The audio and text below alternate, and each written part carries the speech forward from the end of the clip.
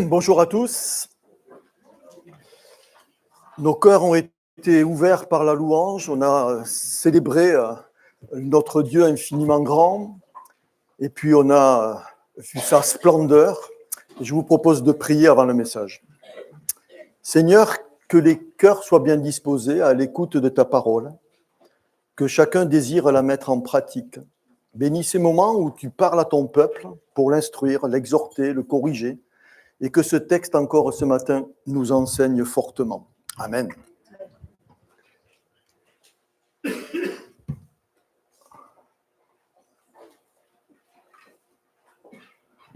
Dieu combat le péché.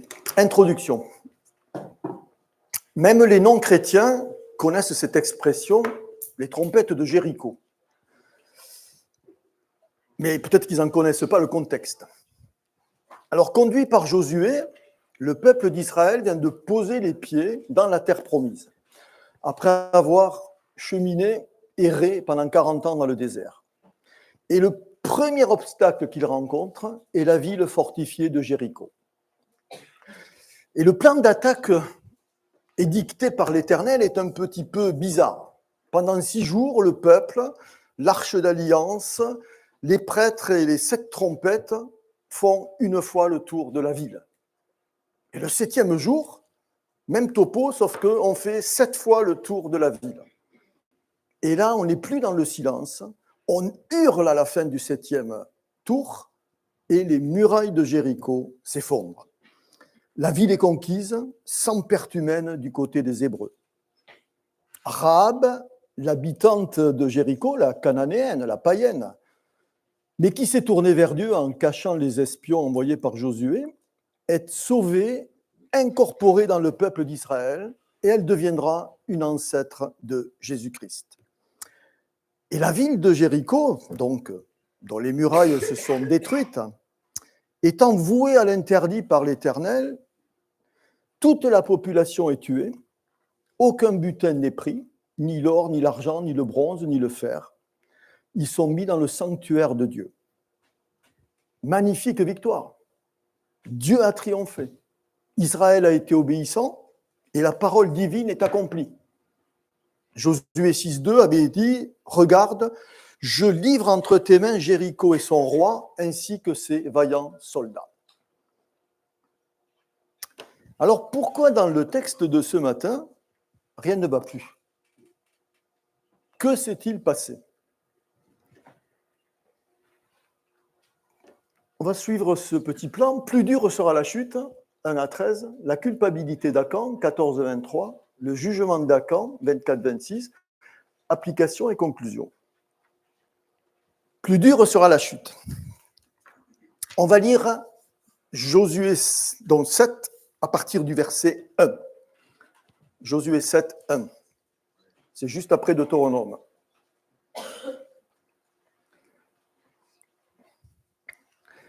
Vous y êtes. Verset 1. Les Israélites commirent un acte d'infidélité au sujet des biens voués à la destruction. Akan, fils de Carmi, petit-fils de Zabdi et descendant de Zérach, de la tribu de Juda, prit des biens ainsi consacrés. Et la colère de l'Éternel s'enflamma contre les Israélites. De Jéricho, Josué envoya des hommes vers Haï, qui est situé près de Beth-Aven, à l'est de Béthel, et leur dit « Montez explorer le pays ». Ces hommes montèrent explorer Haï. De retour vers Josué, ils lui dirent « Il est inutile de faire monter tout le peuple à l'attaque. 2000 ou 3000 hommes suffiront pour battre Haï. Ne donne pas cette fatigue à tout le peuple, car eux sont en petit nombre. » Ainsi, 3000 hommes environ se mirent en marche, mais ils prirent la fuite devant les habitants d'Haï. Les habitants d'Haï leur tuèrent environ 36 hommes. Ils les poursuivirent depuis la porte de la ville jusqu'à Shebarim et les battirent à la descente. Le peuple, hébreu, perdit courage. Il se liquéfia. Josué déchira ses vêtements et se prosterna jusqu'au soir, le visage contre terre, devant l'arche de l'Éternel. Il était avec les anciens d'Israël. Ils se couvrirent la tête de poussière. Josué dit « Ah, Seigneur éternel, pourquoi as-tu fait passer le Jourdain à tout ce peuple? Est-ce pour nous livrer entre les mains des Amoréens et nous faire mourir? Si seulement nous avions su rester de l'autre côté du Jourdain. De grâce, Seigneur, que dirais-je maintenant qu'Israël a pris la fuite devant ses ennemis? Les Cananéens et tous les habitants du pays la prendront. Ils nous encercleront et feront disparaître notre nom de la terre. Et que feras-tu pour ton grand nom? L'Éternel dit à Josué, lève-toi, pourquoi restes-tu ainsi prosterné? Israël a péché, ils ont violé mon alliance, celle que je leur ai prescrite.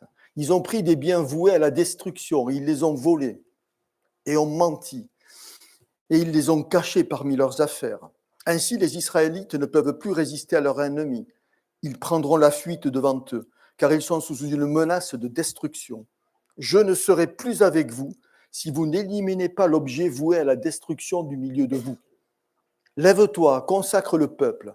Tu ordonneras, consacrez-vous pour demain, car voici ce que dit l'Éternel, le Dieu d'Israël.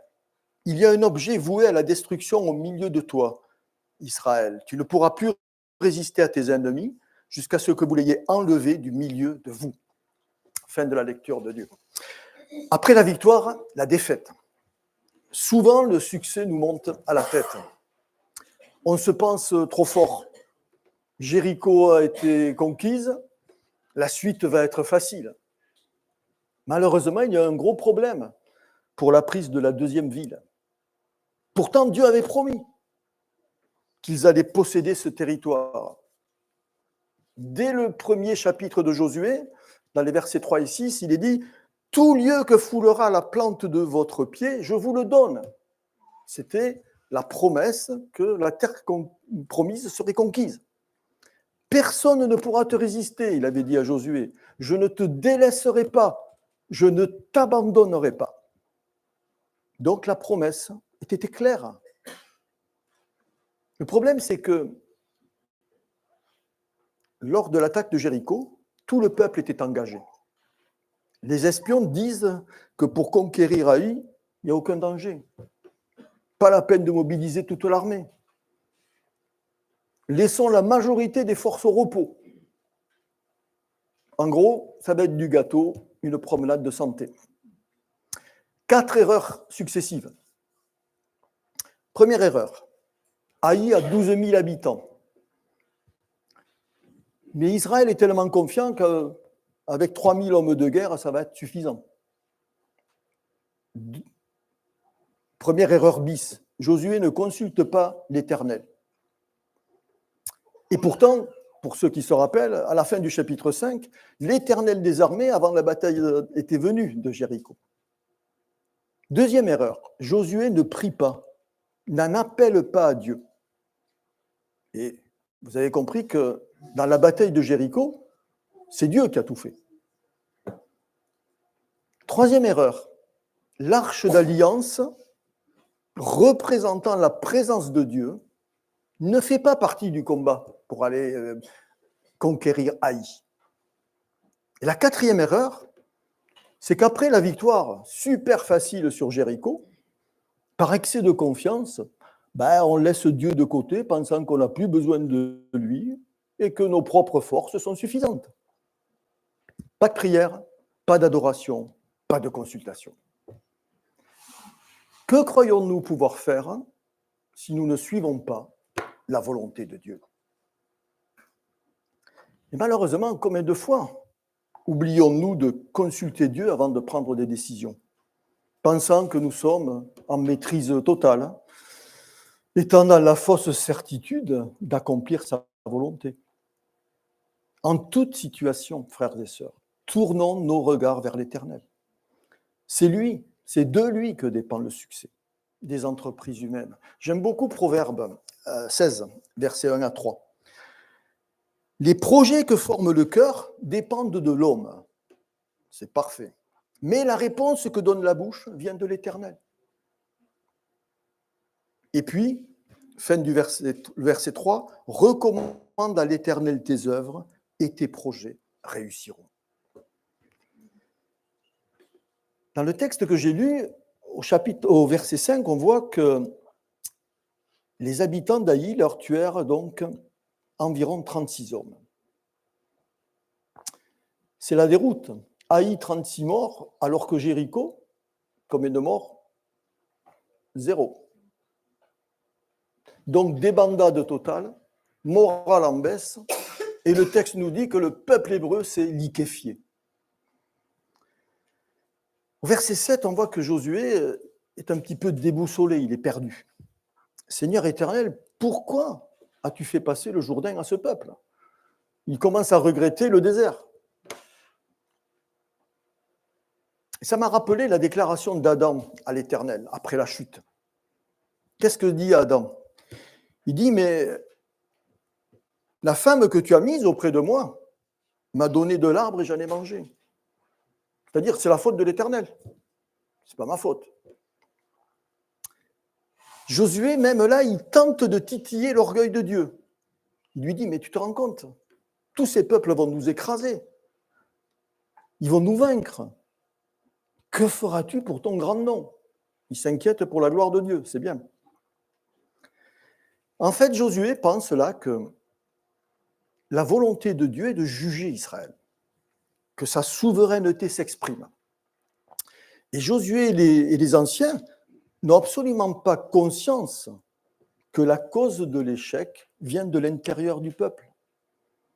Et alors ils ont tendance à chercher en Dieu ou à l'extérieur la raison de cette déroute.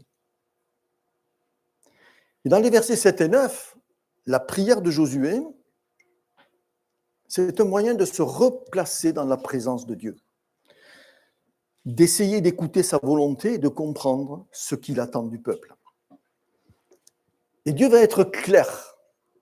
Verset 11, la situation, Israël a péché. Alors vous avez compris qu'après le succès, souvent vient l'échec.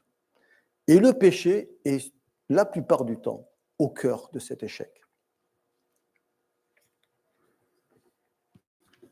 Alors, quel est le péché d'Israël? Relisez le verset 11. Israël a péché. Ils ont violé mon alliance, celle que je leur ai prescrite. Ils ont pris des biens voués à la destruction et ils les ont volés, ils ont menti, ils les ont cachés parmi leurs affaires.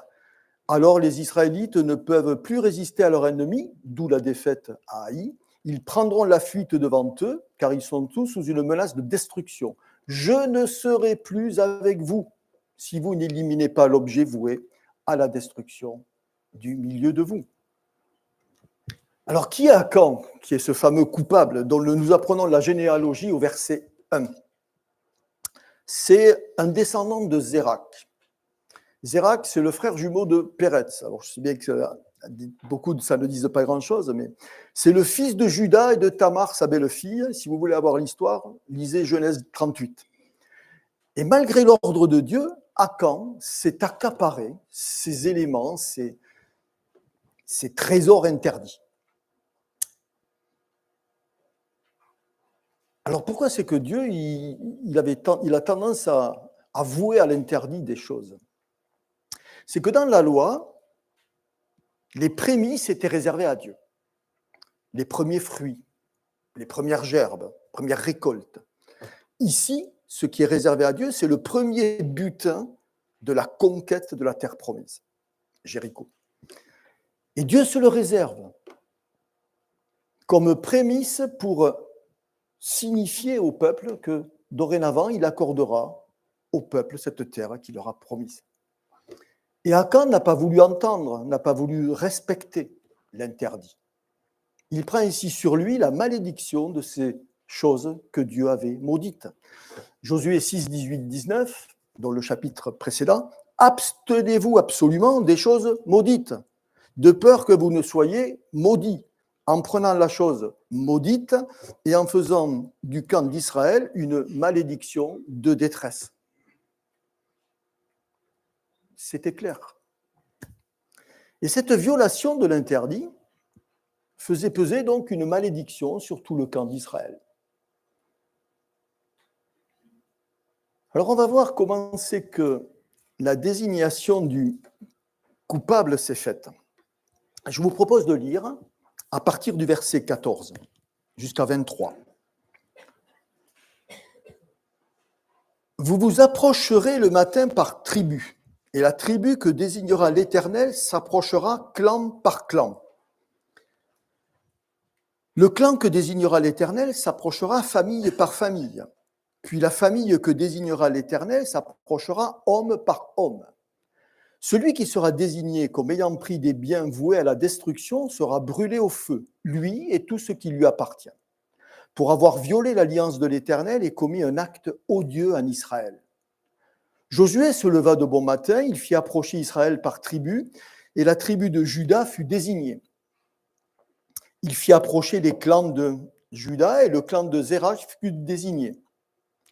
Il fit approcher le clan de Zérach, famille par famille, et Zabdi fut désigné.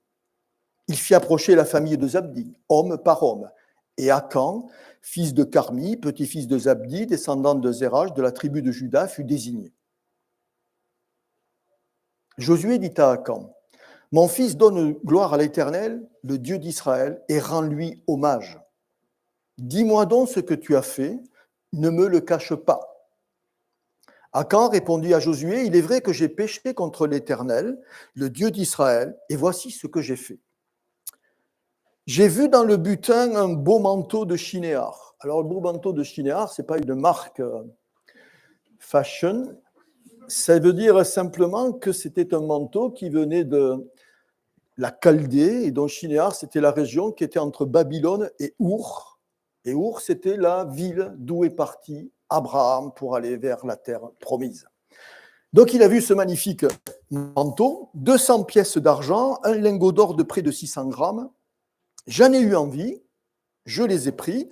Ils sont cachés dans la terre, dans ma tente, et l'argent est dessous. Josué envoya des hommes qui coururent à la tente. Les objets étaient bien cachés dans la tente d'Akan et l'argent était bien dessous. Ils les prirent dans la tente, les apportèrent à Josué, et tous les Israélites les déposèrent devant l'Éternel. Étrange processus de révélation du coupable. Les commentateurs pensent que ça a été un tirage au sort avec les Tumim et le Urim. Alors, on n'en a pas trouvé des Tumim et des Urim. En fait, c'est deux pierres plates. D'un côté, sont colorées en blanc, de l'autre côté, sont colorées en noir. Et on pose des questions simples. Le responsable se trouve dans quelle tribu? Ça ne marche pas. Il faut pouvoir répondre par oui ou par non. Donc, est-ce que le responsable est dans la tribu de Juda? On jetait le Urim et le Tumim, et si c'était blanc, les deux, ok, c'est la tribu de Juda. Et puis, est-ce que c'est la famille de Carlos? Non. Donc, c'était blanc et noir. Donc, quelqu'un a commis d'irréparable, c'est ça en fait. Devant le peuple rassemblé, la tribu a été désignée, puis le clan, puis la famille, puis homme par homme, jusqu'à Akan qui avoue. La dynamique du péché est engagée. On voit ça à partir du verset 21. J'ai vu un manteau luxueux, waouh, 200 pièces d'argent, un lingot d'or de 600 grammes, de bien belles choses, avec beaucoup de valeur. Ça a attisé la convoitise. Comme en Genèse 3,6, bizarre. La femme vit que l'arbre était bon à manger et agréable à la vue, et qu'il était précieux, ça avait de la valeur aussi, pour ouvrir l'intelligence. Elle prit de son fruit, en mangea, elle en donna aussi à son mari qui était auprès d'elle, et il en mangea. Donc vous voyez le processus du péché. J'en ai eu envie, le plaisir, le désir de posséder. Je les ai pris. Ah, le péché est consommé, la faute est avérée. Je les ai cachés. Akan est conscient de son péché vis-à-vis de l'Éternel. Et il les a dissimulés. J'ai menti. C'est-à-dire, je ne me suis pas accusé, je ne me suis pas dénoncé. Et pourtant, vous avez compris que le processus de désignation du coupable, ça ne s'est pas fait en un instant. Il a eu le temps de réfléchir et de dire, oui, c'est moi. Le péché emprisonne Akan, il est son esclave. Il s'est laissé tenter. Jacques, dans son premier chapitre de son épître, au verset 14 et 15, Il dit bien que, alors juste avant, il dit que ne dites jamais que Dieu vous a tenté, parce que Dieu ne nous tente jamais. Par contre, il dit, chacun est tenté quand il est attiré et amorcé par sa propre convoitise. Puis la convoitise, lorsqu'elle a conçu, enfante le péché, et le péché étant consommé, produit la mort. Et on voit qu'au verset 22 et 23, les preuves sont trouvées dans l'attente d'Akan. Alors, nous sommes susceptibles, nous aussi, de chuter de la même manière. Le péché, ça veut dire rater sa cible, c'est-à-dire ne pas satisfaire les exigences de Dieu, en fait. Le péché est un engrenage. Dès qu'un doigt est pris, le bras est entraîné, et après le bras, le corps, et c'est fini. Ne mettons pas le doigt dans l'engrenage. Restons les yeux fixés sur le Seigneur. Ne nous laissons pas attirer par la convoitise des yeux. Prions pour que Dieu nous évite de tomber en tentation. Maîtrisons nos yeux. Soyons conscients de notre faiblesse, de notre fragilité pour résister au piège de l'ennemi. Utilisons toutes les armes de Dieu. Éphésiens 6. La vérité, la justice, la foi, le salut, la parole de Dieu, l'évangile et la prière. Demandons au Seigneur la force de résister aux traits du diable.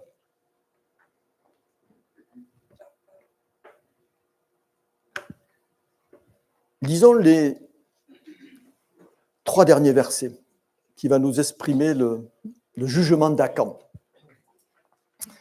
Josué et tout Israël avec lui prirent Akan, donc on recommence, fils de Zérak, l'argent, le manteau, le lingot d'or, les fils et les filles d'Akan, ses bœufs, ses ânes, ses brebis, sa tente et tout ce qui lui appartenait. Il les fit remonter dans la vallée d'Akkor. Verset 25, et Josué dit, pourquoi nous as-tu troublés que l'Éternel te trouble aujourd'hui? Alors ça c'est intéressant comme verset, parce que est-ce que vous savez ce que veut dire Akan en hébreu? Le trouble. Et ce n'est pas étonnant qu'ils lui disent « Pourquoi nous as-tu troublés ?» Et l'Éternel te trouble aujourd'hui. Et tout Israël le lapida, et on les brûla, et on les tua à coups de pierre. Et ils élevèrent sur lui un grand tas de pierres qui a subsisté jusqu'à ce jour où ça a été écrit. Et l'Éternel revient de l'ardeur de sa colère. C'est pourquoi on a appelé jusqu'à ce jour la vallée d'Akkor. Et Akkor, ça veut dire affliction, tourment, malheur. Le jugement annoncé par Dieu est appliqué. La mort pour Akan et les membres de sa famille. Le salaire du péché, c'est la mort. Cette sentence nous révèle que Dieu ne combat pas les peuples seulement. Les nouveaux convertis, souvent, sont un peu catastrophés par Josué parce qu'on voit que Dieu fait exterminer des peuples. Mais Dieu ne combat pas les peuples seulement, parce qu'ils sont étrangers à Israël. La preuve, Rahab, la Cananéenne, a été sauvée parce qu'elle s'était tournée vers Dieu. Pourtant, elle était d'origine étrangère. Dieu combat le péché, qu'il soit le fait d'un membre d'Israël ou de l'iniquité des autres peuples. Israël devait être exemplaire pour tous les voisins, dont l'iniquité avait là atteint les sommets. Je ne sais pas si vous vous rappelez, quand on avait fait Abraham, en Genèse 15-16, l'Éternel dit à Abraham qu'il aura cette terre, qu'elle appartiendra à ses descendants. Et à ces versets 16, il lui dit qu'à la 4e génération, ils reviendront ici, donc ils reviendront dans la terre promise, après avoir passé 4 siècles en esclavage en Égypte. Pourquoi il fallait attendre tout ce temps? Car l'iniquité des Amoréens, donc les habitants de la terre promise, n'était pas encore à son comble. Là, ça y est, on est à son comble. C'est pour ça qu'il va faire détruire tous ces peuples, parce que l'iniquité de ces peuples était à leur comble. Et puis on voit que dans ce texte, le péché d'Akan engage la communauté entière. Alors peut-être vous êtes possiblement choqués de lire que son péché condamne aussi tout le peuple. Parce que c'est lui qui avait bravé l'interdit, ce n'était pas le peuple d'Israël. Mais c'est parce que l'alliance de Dieu avec Israël les engage tous. Image triviale. Un petit verre dans une pomme et la pomme pourrit. Verset 1, c'est « Les fils d'Israël commirent une infidélité ». Et puis donc, Akam, fils de et la colère de l'Éternel s'alluma contre les fils d'Israël. Pas seulement contre Akam, contre tous les membres du peuple d'Israël.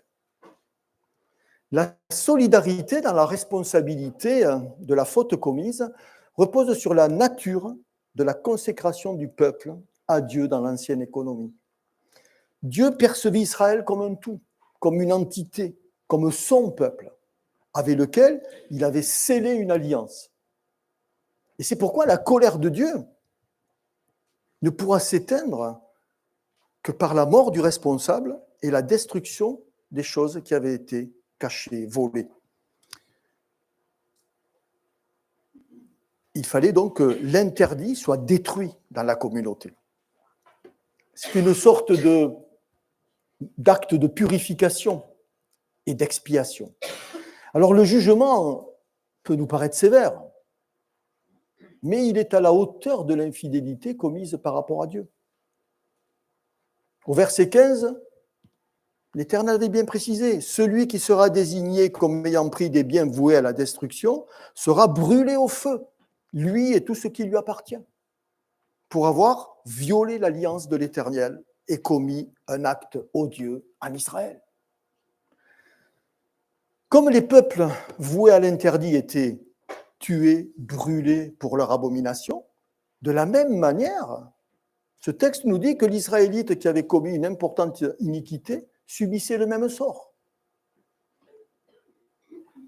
Alors, on voit bien qu'au verset 11, bien que considérant Israël comme responsable, la sentence de Dieu ne va se porter que sur Akan et sur sa famille. Alors, ceux qui connaissent bien la Bible pourraient dire, mais comment ça se fait que les enfants payent pour le père? Puisque déjà en Deutéronome 24, la loi avait dit « On ne fera point mourir les pères pour les enfants, et l'on ne fera point mourir les enfants pour les pères. On fera mourir chacun pour son péché. » Et donc les commentateurs pensent que comme les choses qui avaient été volées et qui avaient été cachées dans la tente, en fait la famille était sûrement complice parce que ça ne pouvait pas se faire sans être connu. Donc tout le peuple participe à la lapidation pour montrer son désaccord avec la faute commise et puis expier le péché pour être restauré. Akan est donc un exemple pour Israël. Parce que vous avez bien compris que c'est la première, ça s'est passé lors de la première conquête, la première ville. Donc c'est un exemple. Et on a vu il n'y a pas longtemps dans le livre des Actes, pareil, un exemple. Lequel? Vous voyez de qui je veux parler? Ananas et Saphira. Ananas. Ça c'est la Martinique. Ça c'est la Martinique, ça. C'est la Martinique. Ananias et Saphira. Et là aussi, c'est pareil, sauf que un exemple concernait Israël et l'autre concernait l'Église. Dieu combat le péché des peuples, mais aussi celui d'Israël. Alors, dans la Nouvelle Alliance, évidemment, la consécration est un acte individuel. Et donc, la responsabilité du péché est personnelle, individuelle, même si nous sommes tous membres du même corps, l'Église. Puis vous savez bien qu'un jour, comme à Caen, pas pour les mêmes raisons, mais on passera tous, on comparaîtra tous devant le tribunal de Christ. Alors, ça ne nous enlèvera pas le salut, mais ça sera pour une question de récompense. Paul, Romains 14, 12, ainsi, chacun de nous rendra compte pour lui-même. Quelques applications. Le péché a des conséquences, bien évidemment. Il entache le témoignage. Quand il est caché, il ronge la conscience du coupable. moins de prière, moins de joie, moins de zèle dans le service, car l'esprit est attristé. La communion avec le Seigneur est touchée. Le roi David, dans le psaume 32, après son petit problème avec Bathsheba, pendant en gros une année, il n'a pas avoué son péché. Et voilà ce qu'il disait. Tant que je me taisais, mon corps dépérissait. Et certaines versions disent, mes os se consumaient. Je gémissais toute la journée. Car nuit et jour, ta main pesait lourdement sur moi. Ma vigueur avait fait place à la sécheresse de l'été. Le péché, frères et sœurs, détruit tous les domaines de notre vie, y compris et particulièrement nos prières et notre communion avec le Seigneur. Nous nous sentons sales, indignes, faibles. La petite flamme du Saint-Esprit ne brille plus en nous. Et le poison mortel du péché continuera son action. Tant que nous ne serons pas humiliés, tant que nous ne serons pas courbés devant le Seigneur pour lui demander pardon, d'un cœur sincère. Relisez les psaumes 32 et 51 pour voir la libération physique, morale, spirituelle du roi David après la reconnaissance de son péché. Il renaît à la vie. Fais-moi grâce, ô Dieu, selon ta miséricorde. Lave-moi, efface mes forfaits. Rends-moi la joie de ton salut et qu'un esprit de bonne volonté me soutienne. Il est tellement dans la joie d'avoir retrouvé cette communion avec l'Éternel. J'enseignerai tes voies à ceux qui les transgressent et les pécheurs reviendront à toi. Alors, une bonne question à se poser. Y a-t-il dans ma vie, dans ma maison, des choses qui pourraient attrister Dieu ?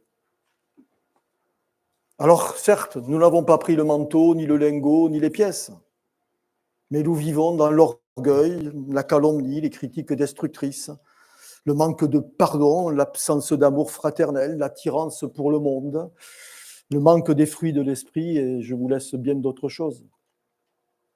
Tout cela peut mettre un frein à notre communion avec le Seigneur et tarir un peu la source de ses bénédictions. Tant que nous ne confessons pas notre faute, notre péché à Dieu. Alors, souvent, on entend, on dit, nous voulons laisser Dieu conduire notre vie.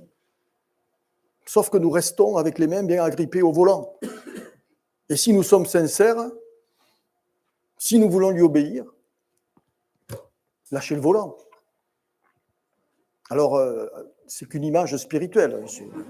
Je ne voudrais pas être responsable d'accidents routiers à la fin du culte. Quoique. Non, mais je n'ai pas de Tesla, moi. Et c'est vrai qu'on n'entend plus parler de péché, on n'entend plus parler de l'enfer, on n'entend plus parler de se repentir. Alors c'est peut-être plus d'actualité, c'est peut-être dépassé, c'est peut-être ringard. Mais ça existe, encore. Un péché non avoué entravera les bénédictions et les promesses. Dieu souffre là où un péché n'est pas confessé.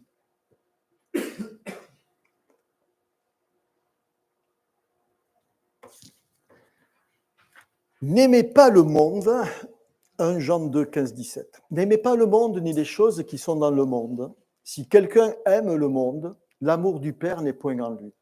Car tout ce qui est dans le monde, la convoitise de la chair et la convoitise des yeux, et l'orgueil de la vie ne vient point du Père, mais vient du monde. Et le monde passe et sa convoitise, mais celui qui fait la volonté de Dieu demeure éternellement. Notre péché n'est pas que privé. Il n'est pas que personnel, il interfère aussi avec les autres. Il impacte la vie de l'Église. Alors certes, nous sommes dans le temps de la grâce. Christ est venu offrir sa vie sur la croix pour nous libérer de l'esclavage du péché. Il a subi la sentence à notre place. Il est mort pour nous. En Romains 8, Paul dira « Il n'y a plus de condamnation pour ceux qui sont en Jésus-Christ ». Mais cependant, nous chutons encore. Alors demandons pardon, comme il nous le commande, afin d'être relevés. 1 Jean 1,9, vous connaissez tous ce verset. Si nous confessons nos péchés, il est fidèle et juste pour nous les pardonner et pour nous purifier de toute iniquité. L'iniquité, c'est la faute, c'est le péché. Alors ce qui est encore mieux, c'est que avant de devoir confesser nos fautes, résistons à la tentation pour ne pas les commettre, pour ne pas avoir à les confesser. À Marc 14, 38, Jésus est dans le jardin de Gethsémané avec ses apôtres. Il sait qu'il va mourir dans quelques heures sur la croix. Il leur a demandé de rester avec lui, de prier. Et ils se sont endormis plusieurs fois. Et voilà ce qu'il leur dit. Marc 14, 38. Veillez et priez afin que vous ne tombiez pas en tentation. L'esprit est bien disposé, mais la chair est faible. Alors soyons conscients que le Seigneur nous aime, qu'il veut bénir ceux qui le suivent et qui s'emploient à abandonner la voie du péché. Comptant sur le Seigneur, s'appuyant sur lui, parce que justement, notre chair est faible. Et il écoutera nos prières et les exaucera. Si nous lui confessons nos péchés, et soyez sûrs en plus qu'il veut nous les pardonner, malgré notre éloignement, alors nous retrouvons rapidement l'allégresse de sa douce présence. Rien ne lui est caché, ça a été dit tout à l'heure. Demandons pardon si un péché nous entrave. Dieu combat le péché parmi son peuple, et donc aujourd'hui aussi dans l'Église. Le Seigneur est juste. Son combat n'est pas contre le pécheur, pour le sauvetage duquel il est venu mourir, mais son combat est contre le péché. Alors, finissons par la prière en disant ceci. Pardonne-moi, Seigneur, pour les jours où j'ai péché contre toi. Guide-moi, fais-moi progresser de plus en plus sur le chemin de la pureté, de la sanctification, pour te ressembler. Seigneur, bénis ceux qui ce matin ont écouté, ont entendu ton message, qui désirent de tout leur cœur te plaire, te ressembler pour te glorifier. Bénis notre assemblée, qu'elle ancre sa foi dans ta parole et ta vérité. Amen.